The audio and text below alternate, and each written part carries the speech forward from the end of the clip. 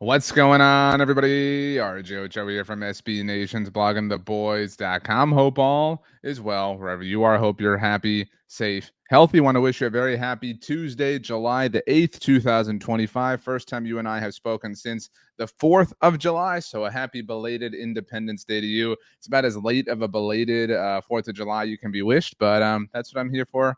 Nonetheless, so happy belated 4th of July. I hope it was amazing. This is not an ad, but if you are familiar with the Lone Star State, if you are familiar with driving through Texas, you know all the Texas places. There is a place in West Texas called Slovacek's. I love them. Not an ad, but I'm very happy to be Slovacek's ambassador. Slovacek's, if you want to hit me up, let's talk. They have the most incredible sausage. Whenever I drive to and from, pass it by, obviously. You can only get it there. I make it a point to stop, get me some Slovacek's, and I was saving it. I bought a lot because, again, you can only get it there. And saving the first time this batch, if you will, for the 4th, and it was delectable. So I hope whatever you had was similarly fantastic, but I promise it wasn't because Slovacek's is that good.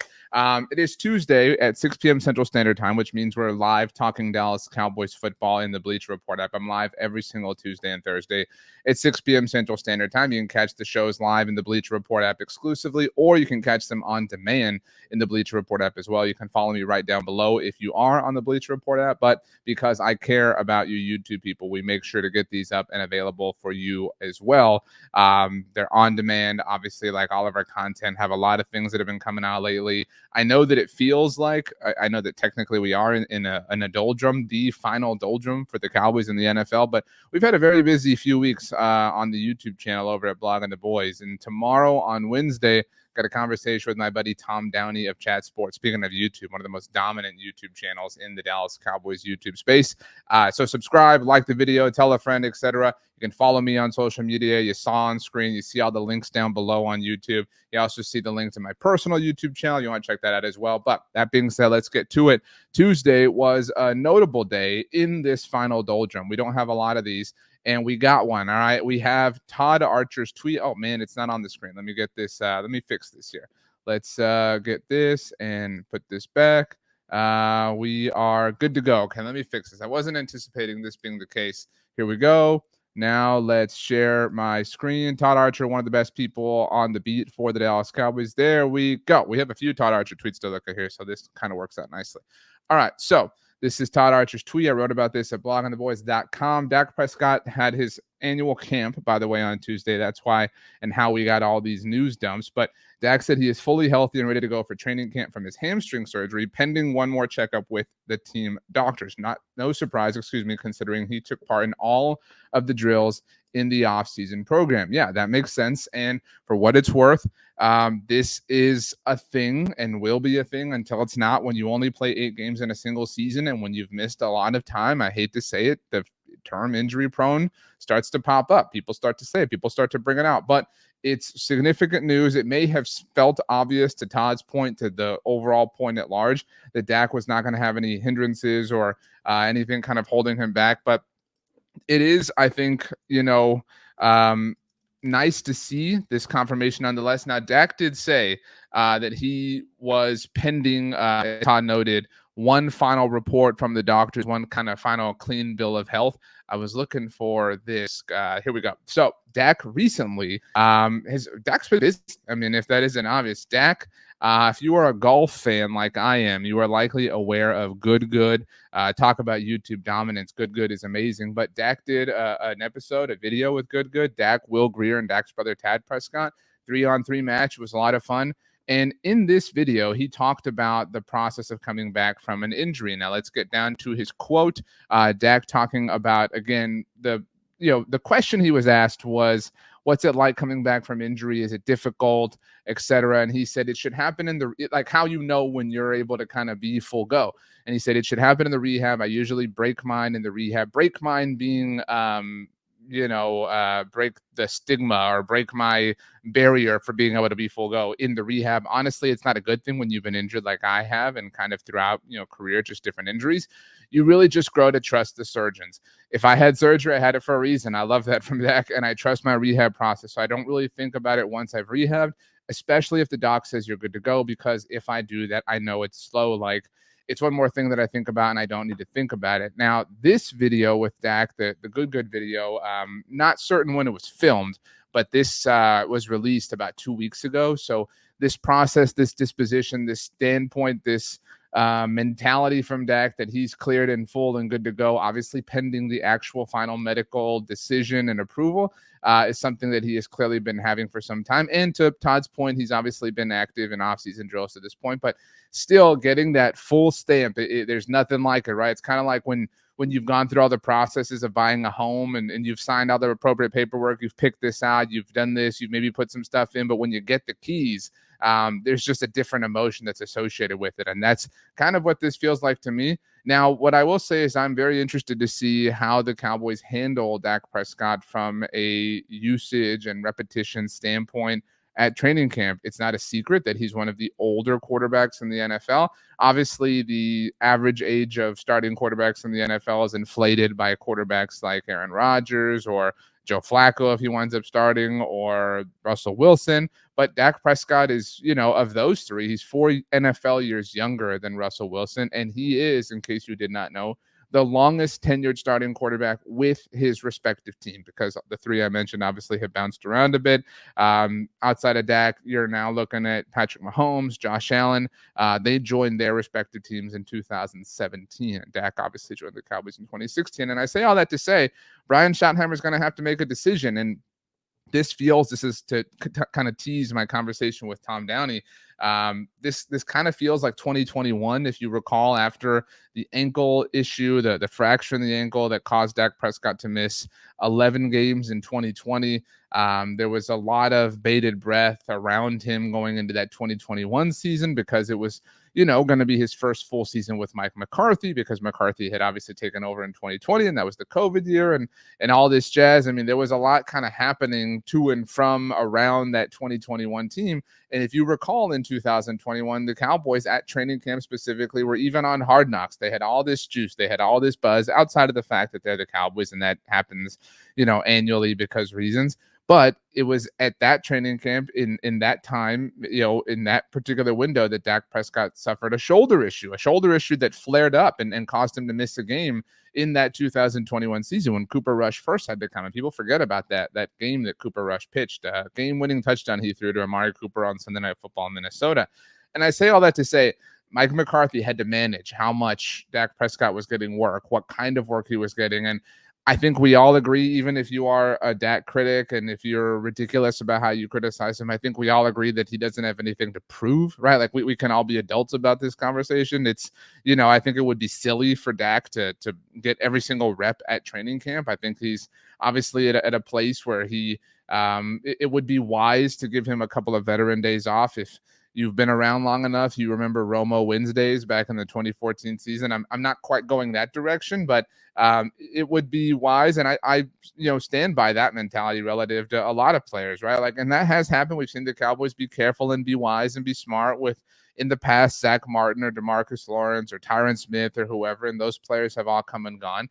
But I think if you're putting players on a short list that have sort of earned the right to get veteran days off, I think that list includes Dak Prescott. I think it includes CeeDee Lamb. I think it includes Micah Parsons. I think it includes Trayvon Diggs, right? Like, this is kind of where, the push comes to shove. Maybe Deron Bland. That's kind of a close one for me. From an offensive line standpoint, maybe I wouldn't be shocked if Terrence Steele kind of got that benefit. Just we're that far in. The roster has changed and turned over that much where things look and feel a little bit differently. But I think it would be wise for Brian Schottenheimer to consider putting Dak Prescott on ice a couple of times. But I mentioned that there were several notes and nuggets or pieces of information that came out around Dak around this appearance at his annual camp. So this quote is Dak talking about George Pickens. And again, you can see Todd's tweet saying he came away impressed with George at the retreat that Dak had that he puts on. Obviously, we know all about that. We've seen photos and videos in the past. But this is, Dak on George Pickens, that knowledge, that involvement. It shows you a guy that loves football because, George Pickens was referencing Dak's time at Starkville, Mississippi State. So Dak was saying that knowledge, like, right, George knowing about who Dak was at Mississippi State and whatnot in Starkville, that knowledge, that involvement, it shows you a guy that loves football and that, to me, deletes. It's not like, think about how often you use the word delete in normal language. Like, how often do you say that word out loud? It's an interesting word from Dak. I don't think, I ever say the word delete. Like, I look at it on my keyboard and that's about it. But so anyway, it shows you a guy that loves football, and that, to me, deletes a lot of things you heard in the past about him. Great dude, loves his teammates, and excited as hell for this season. I know he is, and I know he's happy to be in a fresh new spot and excited for what he's going to do for us. Yeah, I think that's, look, it's not a secret that I was against the George Pickens trade, and that I was against the trade because I worried about the Cowboys' ability to handle what the perception was about George. And I understand that we all have come to a place where we're willing to blame the Steelers and willing to blame their lack of quarterback play and all this stuff. I'm just saying, objectively, those things happen. So I was worried. And I don't want to say an underrated or undervalued Dak Prescott's role in this. I just don't think it's Dak Prescott's job to also take care of the roster. I think that's the front office's job, but that's a whole different discussion. That being said, it's only been 2 months. So, I mean, it hasn't been all too long. I don't even think it's been 2 months, but actually, it's been whatever. It's been about 2 months. You get my point.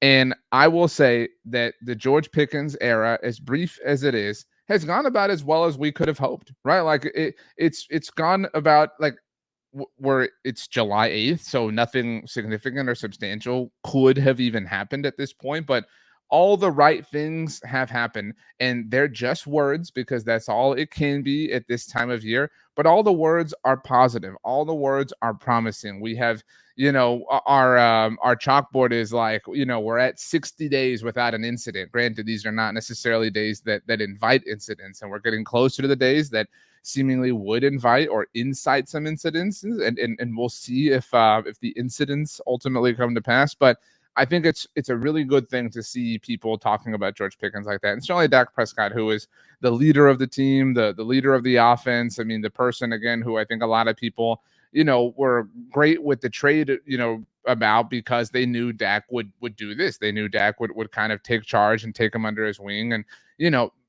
give him a chance to delete the things from his past. And kudos to Dak for having that level of open-mindedness. I really do commend and respect that, and that's awesome to see. So good to see Dak giving George Pickens some love. Obviously, CeeDee Lamb is the alpha. CeeDee Lamb is the star wide receiver. CeeDee Lamb is the number one wide receiver, however you want to look at it. And Dak also spoke on his relationship with CeeDee Lamb. And if you recall, obviously, CeeDee Lamb was going through contract disputes last year, as was Dak, and they were handling it differently. Not that either one is right or wrong, but that did cause CeeDee to not be in attendance as far as Cowboys activities were concerned until after even the Oxnard portion of training camp. So that has not been the case this year. So Dak said the connection between him and CeeDee is, doing well. He said, credit this past trip that we just had for one, but you've got to credit the offseason and the lack of contract negotiations. He even alluded to that just in some conversations about how much better it feels. This is Dak saying that CeeDee alluded to this. It's a business. That last year, nothing was personal from anybody, but he wanted to be involved. You can see what it's doing for him, his energy, his leadership, his growth. And look, I don't know what you subscribe to when it comes to certain beliefs or certain thoughts or certain whatevers. But I think it's fair to believe these words, right? Like, I know that players say the right thing, right? They kind of say, offer the company line, whatever, because that's the thing that makes sense, right? They do all these media appearances, so they're kind of, they just fall into the same rhymes and rhythms. But if CeeDee Lamb has said this, he's been on record at different points, obviously, since the extension was signed in, I wouldn't say the 11th hour, but like the 10th hour last offseason, before the season began. He has noted many times that not being a part of things, I hesitate to use the word impacted him, but was not how he would have preferred to have gone about it. And that isn't me telling you, like, smash the overs on CeeDee Lamb in 2025.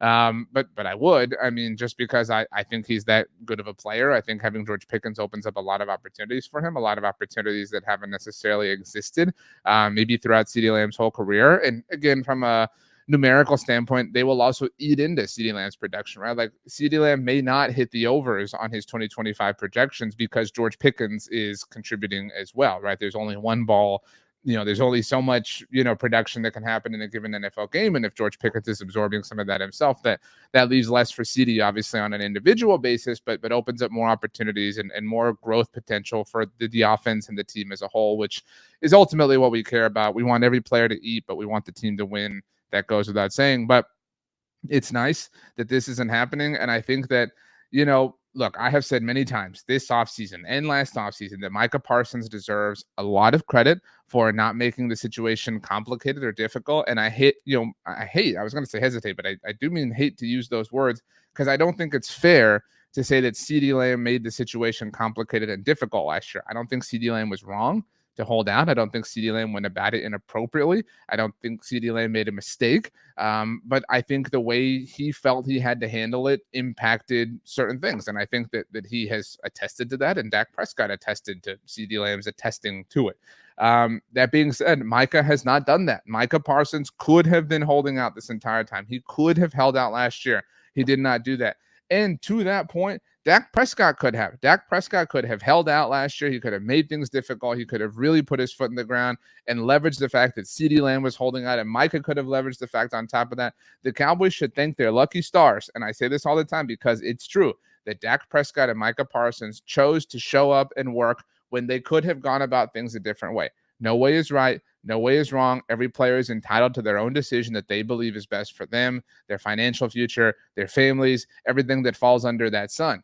But the reality is Dak and or Micah could have really, really, really put the team in a bad spot, and they chose not to do it. So they deserve some credit for that. And again, not to say that CeeDee Lamb should have credit taken away from him. But that being said, it's nice. It's nice that there's no drama of that variety. There is obviously in a technical and literal sense, because we're waiting on the team to take care of Micah Parsons. You can also add George Pickens to that list, as I've tried to do several times. You can add Tyler Smith. You can add Deron Bland. You can add Brandon Aubrey. I mean, look, they have had a good offseason. They've had a really good offseason, but this remains the like big time elephant in the room. These are massive, massive, massive mastodons in the room, and the Cowboys simply have to take care of them before it ultimately doesn't work out and they're left in a really, really stuck way. So let's get to something else that I want to kind of touch on here and kind of field your thoughts and your opinions. And I'm pausing this video so it doesn't blow up as I put it on the screen. All right. So every day at bloggingtheboys.com, every weekday, I should say, we involve the audience. We have a rabid, passionate group of commenters and loyalists and readers at Blogging the Boys. And so every day we open up a topic for them to converse and chat and discuss and comment about, right? These are generally wide-ranging topics, vague topics, again, to invite discussion so that, we can get your thoughts and opinions on different matters. Sometimes it's, what do you think about this? What do you think about that? Who's your favorite X? Who's your favorite Y? Sometimes they're not even about football, right? Sometimes it's opening day in Major League Baseball. Who's your baseball team? Whatever. Like, you get my point. Anyway, for Tuesday's discussion, we had something interesting, in my opinion. And the challenge, the prompt, was to predict the first major storyline of training camp. And I'm talking first major one. And I did ask Tom Downey this. So this is going to be coming in our conversation that drops on the YouTube channel on Wednesday. But I wanted to roll through some of these comments because they are interesting. We also have this prompt that goes out on social if you want to chat with us there. Follow us on X, Instagram, Threads, Facebook, et cetera, et cetera. But these are some of the comments that dropped, obviously. This is, let me zoom in just a little bit here. Siempre 4 says Diggs, Ravel not ready as camp starts. That is my predicted first big headline of camp. I think that we all are kind of anticipating Trayvon Diggs starting the season or training camp on the PUP list. Whether that goes into the regular season remains to be seen. But this would not shock me whatsoever. Ethan Shazin, I don't know if it's Shazin or Chazin, says Micah's contract negotiation not getting done. Yeah, that's pretty chalk. Kratos07 says hopefully just not an injury related one. Sometimes like that seems like that happens too often to an important player like Bland, Tyron, etc. Yeah, it's been a long time that the Cowboys have always had somebody who's starting off in that way. I suppose that the PUP list is tangentially related. Irving Kidd says whatever new cadence Dak uses instead of here we go. I do think that this was put to bed recently. I believe the Cowboys quarterbacks are still using that particular cadence, so we can put that one to bed.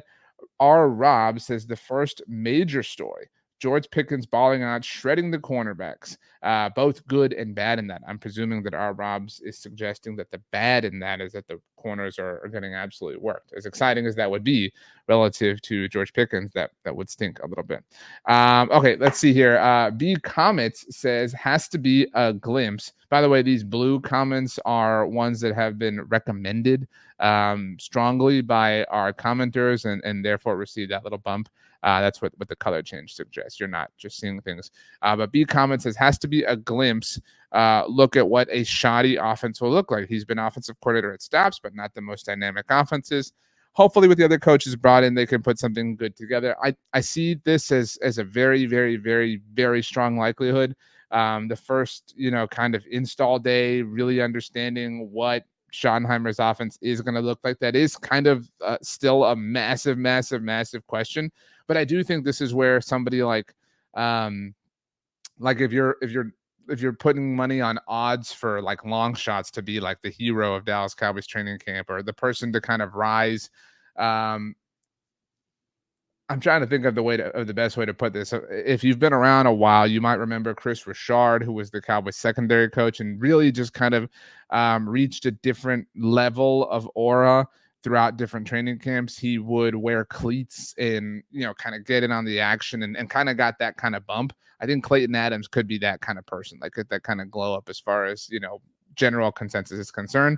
Will not matter. I love this. Any discussion will turn into the front office or idiots, and Dak is or is not the answer. That is so true. Like if you designed a flow chart of Dallas Cowboys discourse and discussion, each thing would lead to X, Y, and Z, but they would all ultimately lead to one of those two prompts, or I guess three prompts: that the front office sucks, that Dak is awesome, or Dak is not awesome. Those are the only three conclusions that people ever come to.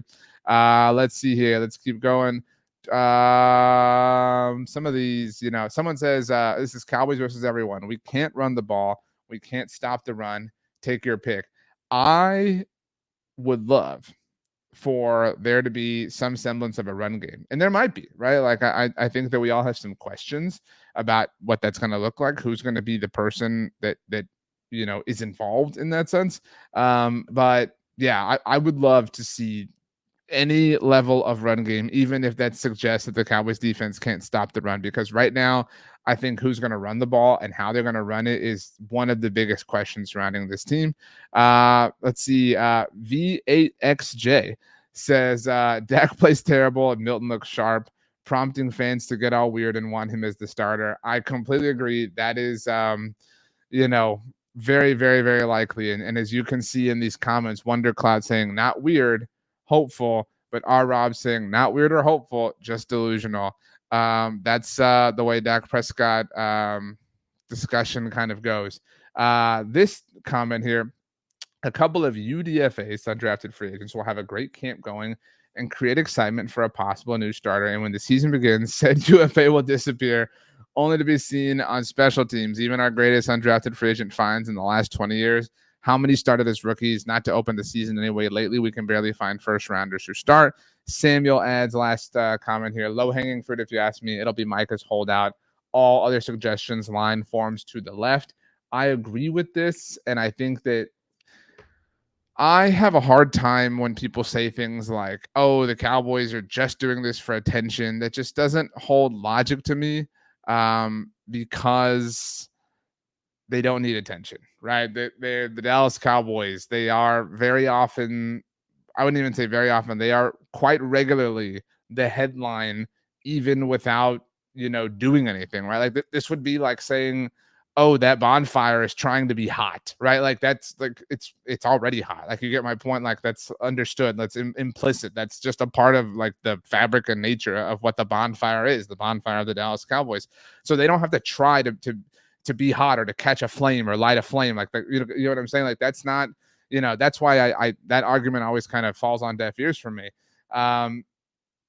But that being said, the Micah thing, like the Dak thing, like the CD thing, like the Dak thing before, like DeMarcus Lawrence's thing, like all these other things that have popped up, the Micah thing is so void and absent of logic that I am now actually forced to consider this. as silly, as wild, as bonfire trying to light a flame dumb as it is for me to try and conceive that the Cowboys are fishing for attention, it is quite frankly one of the only things that makes even a fraction of sense. I mean, just because we've like gone this far down the rabbit hole, right? Like we're at a place where, makes sense is still pretty far fetched, like relative to the people who are at the surface. And so I mean, half these comments, right, where, the Micah Parsons extension, that story, that will be the first headline, blah, blah. Like maybe it's a comment Jerry makes or something like that. And maybe this is what they wanted. Maybe this was the plan all along, the same way it was the plan for Dak and CD all along last year. Maybe this was the goal. I mean, I really don't see how that would be logical or make sense or be smart or be wise or be financially prudent or a lot of other things. But again, when you consider all of the facts at hand, kind of difficult to diffuse. Now, I'm going to offer a guess, and I did not say this to Tom. Spoiler alert in our chat that drops on Wednesday, but I think the first headline of camp, because you have to know the Cowboys well, you have to understand how this works. And in case you don't know what I'm saying, the first thing that happens, the first headline inducing event will be their opening press conference. Jerry Jones, Stephen Jones, Brian Schottenheimer, they will all sit on the stage at the tennis courts at the Marriott in Oxnard, and they will hold court. There are like 3 press conferences per year that are significantly different in nature for the Cowboys brass. It's this one. It is their pre-draft press conference, obviously, because they can be quite telling about that. And that's, kind of it outside of some sort of major announcement. But this press conference, this is somewhat of a state of the union. I would even go as far as saying, so they can be quite forthcoming. And there are a lot of questions from members of the local media who are obviously in the pupil asking them. And that being said, my prediction is that there will be a question about this being year 30, this being year 30 of the drought, because this is 2025, which is 30 years after 1995, the last year that the Cowboys won the Super Bowl. That was Super Bowl 30. This is Super Bowl 60. So if they do not get it done, they will have officially gone just as much time. That's my prediction. Somebody will ask a question related to this, right? Like related to, because it's not like not pathetic to be like, oh, the drought is only 29 years old. Like it's pathetic. Like, there's obviously not that much of a quantitative difference between 29 years and 30 years, but it hits different, right? It hits, we say out loud when we talk about it, we say 30 years because we're approximating, because it's just easier to say. But when it actually hits 30 years, kind of like we talked about, when you actually get the keys to your home, there's just a different, mechanism that locks in place, or a different reality that hits because it is official, right? It's like when you officially become 16 or 18 or whatever, or 25 and you can rent a car. So I predict that they will be asked a question along these lines, and they will get snappy. They will get defensive, and they will say, oh, we've had all this success, which is somewhat true. They just haven't had postseason success.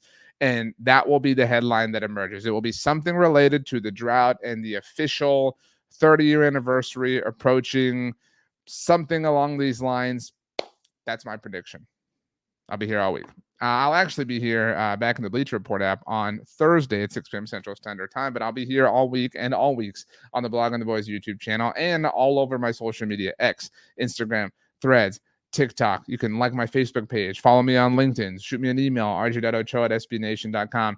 If there is a place that you are on the internet consuming any kind of information or content, I promise you, I'm there talking about the Dallas Cowboys. That is quite literally my job. It's one I'm inordinately grateful for. I'm beyond blessed to have, and one that I take very, very, very seriously. So let's do it. Let's talk about the Cowboys. Follow me, subscribe to me, whatever you want to do. I don't care. Just be a part of my internet family, so that in a couple of weeks when training camp starts, we are all on this collective ride together. I've been fighting a sneeze for like 5 minutes, and I think I deserve an award because I've really suppressed it.